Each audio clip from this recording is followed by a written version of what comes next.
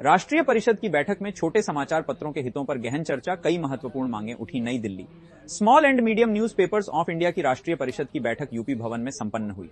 बैठक में समाचार पत्र पंजीयक योगेश बवेजा एवं अतिरिक्त समाचार पत्र पंजीयक संतोष कुमार विशेष रूप से उपस्थित रहे। उन्होंने देश भर से आए सदस्यों की समस्याओं को गंभीरता से सुना और उनके निराकरण के लिए सकारात्मक कार्रवाई का आश्वासन दिया। बैठक के दौरान सदस्यों ने पीआरजीआई पोर्टल से जुड़ी विभिन्न तकनीकी समस्याओं को प्रमुखता से उठाया तथा पोर्टल में एडिट विकल्प उपलब्ध कराने की मांग रखी। इस पर समाचार पत्र पंजीयक योगेश बवेजा ने सहमति जताते हुए आवश्यक कदम उठाने का भरोसा दिया। राष्ट्रीय परिषद की इस बैठक में उत्तर प्रदेश, उत्तराखंड, दिल्ली, मध्य प्रदेश, आंध्र प्रदेश, तेलंगाना, तमिलनाडु, राजस्थान, महाराष्ट्र, गुजरात और ओडिशा सहित विभिन्न राज्यों से आए प्रतिनिधियों ने भाग लिया। सदस्यों ने छोटे एवं मझोले समाचार पत्रों के समक्ष आ रही समस्याओं पर विचार रखे। बैठक का संचालन राष्ट्रीय महामंत्री शंकर कतीरा ने किया, जबकि अध्यक्षता राष्ट्रीय अध्यक्ष केशव दत्त चंदोला ने की।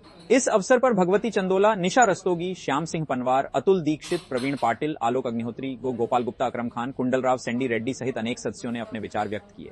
बैठक में अकरम खान ने समाचार पत्र पर लग रही जीएसटी को समाप्त करने की मांग उठाई। कार्यक्रम के प्रारंभ में समाचार पत्र पंजीयक योगेश बवेजा, अतिरिक्त पंजीयक संतोष कुमार, गुवाहाटी के सुरेश गारोदिया एवं दिल्ली के सुरेश अग्रवाल का शॉल ओढ़ाकर भव्य स्वागत एवं सम्मान किया गया। संस्कार मीडिया के लिए नई दिल्ली से अकरम खान की रिपोर्ट है। आप लोगों से तुरंत फीडबैक मांगते हैं और उसके आधार पर पत्राचार करते हैं। पत्राचार करते समय हम सरकार का लिहाज नहीं करते कि इसका क्या हम पर असर होगा, हमें क्या नुकसान होगा, हम इसकी चिंता नहीं करते।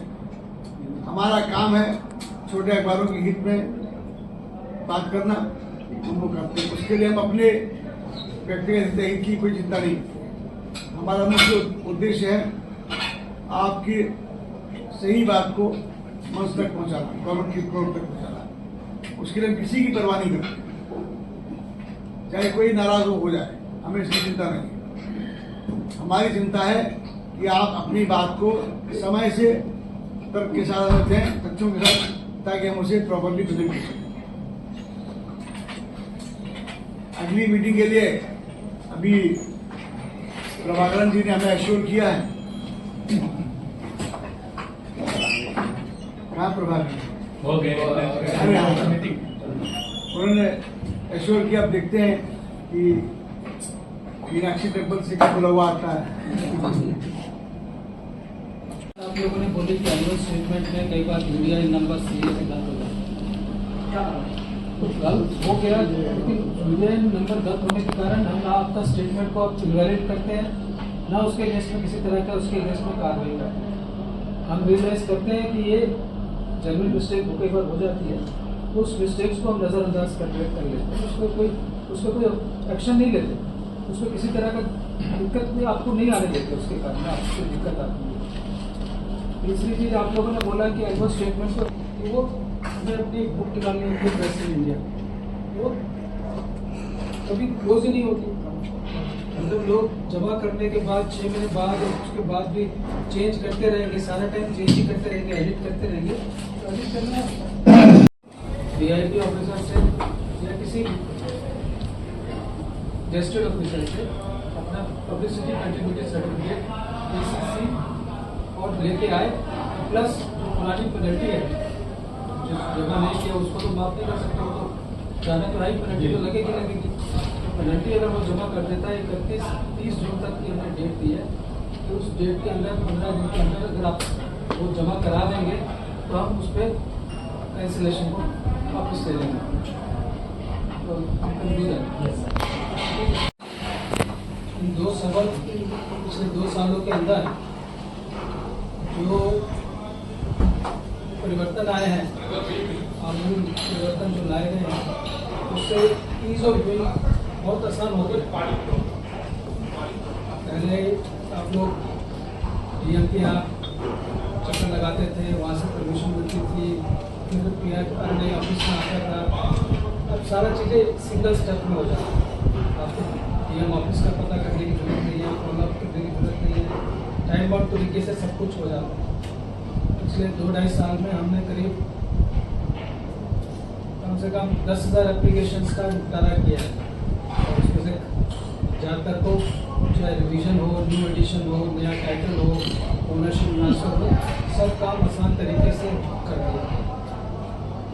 दूसरी चीज़ है कई बार डाक से चीज़ें आती थी, गुम हो जाती थी, हमारे ऑफिस के लोग होते थे कि नहीं मिला, कुछ नहीं किया।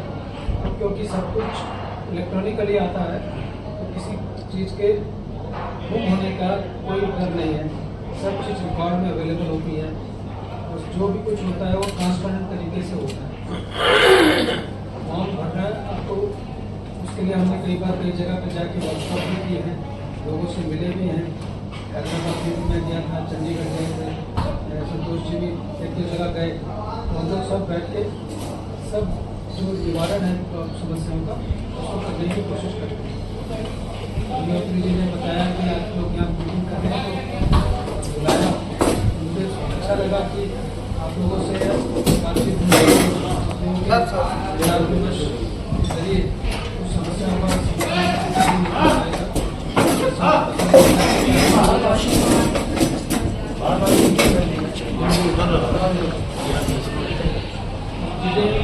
सॉल्व होने के प्रकार को पहुँचेंगे। कई बातें होती हैं, कई चीज़ें होती हैं हम लोगों को शायद नहीं पता होता है। आप लोगों को फील्ड में जो काम करते हैं आपको समस्याओं को जूझ रहे हैं, आपकी समस्या चीज़ों को पता नहीं लगेगा तो उसका निस्तारण करना मुश्किल हो जाता है। तो इसलिए हमने संतोष जी को लेके आए और आप लोगों से बातचीत कर रहे हैं। आपने कुछ उठाया कि पुराने RNI के आपने एनुअल स्टेटमेंट दिए हुए थे, उसके बावजूद भी आपको पेनल्टी लग रही है।